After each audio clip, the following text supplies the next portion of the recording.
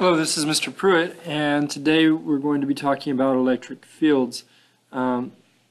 This is part one in a series on electrostatics.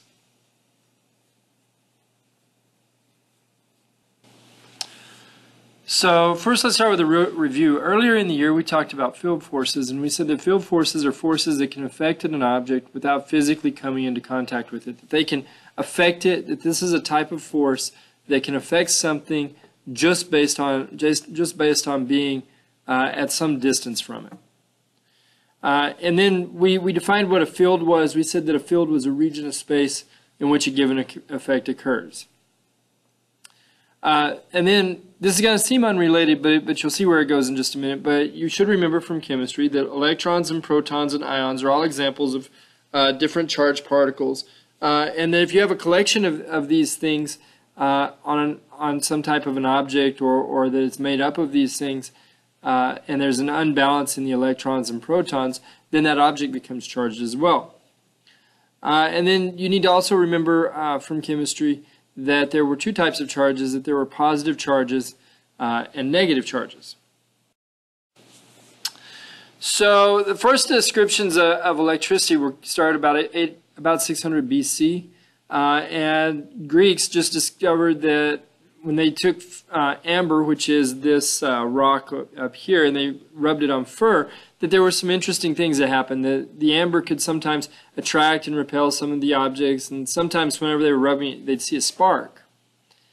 And then that basically went largely, I mean, people knew about it, and it was kind of used as a trick and some things for a long time.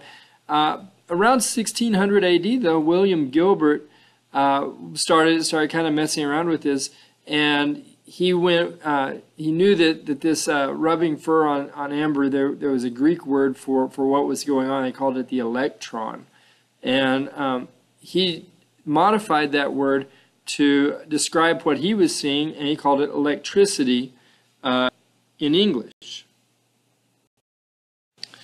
So what is electricity? Well, nobody knew until the late 1800s. In fact, we kind of knew what conductors and insulators were earlier, probably around the late 1690s to early 1700s. But we really didn't know what electricity was until about 1751, when Ben Franklin proposed that there might be two types of electric charges, that there would be positive charges and negative charges. And he wanted to know more. He'd done observations on lightning. Whether he actually flew the kite, like in the picture over here, nobody really knows. But there was some type of an experiment that was done that he was able to try to figure out something about the nature of electric charges. And his work was published in 1751. Amazingly, even though he wrote about this kite experiment, several other people in Europe tried it and died trying it in the years following. Later on, we have in the 1800s, we have a man named Faraday, who decided that when he was observing things between static electricity and current electricity, they'd started figuring out how to make things run through wires. And he just said that there wasn't any difference. People thought they were different, but he said there's not really any difference. It's just an observational effect. And current electricity is just when the charges are moving, and static electricity is when they are not.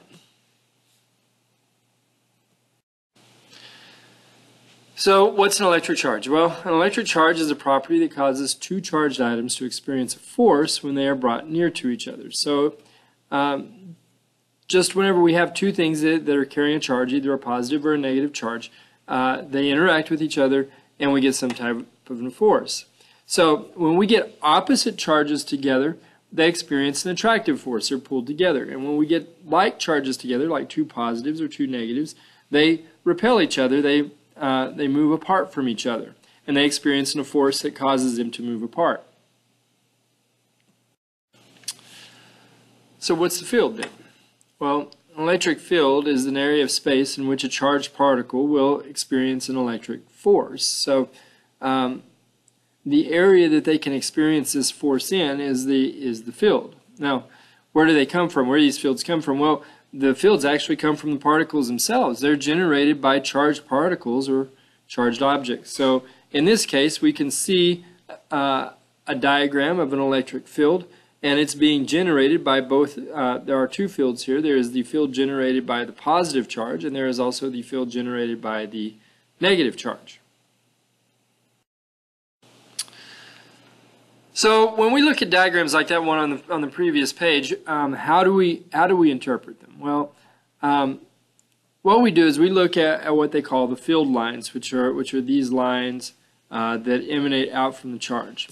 And field lines are always drawn in a direction that if we had a positive test particle, just a little particle that carried a positive charge that we could put in the field, it's always put in a position where the particle would experience a force if it were placed near the particle generating the field. So basically what that means is if the test particle moves away from the object, like it's being repelled, then the object has a positive charge. That particle or object has a positive charge. And if the test particle that we put in the field would move toward the charged object, then the charged object has to have a negative charge. And we draw it that way.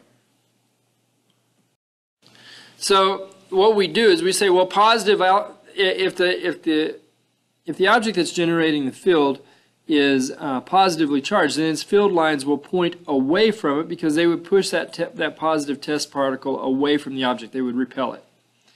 And we also say that that if a negatively charged object were to be generating that field, then the field lines would be pointed inward because this negatively charged object would attract the positively charged test particle toward it.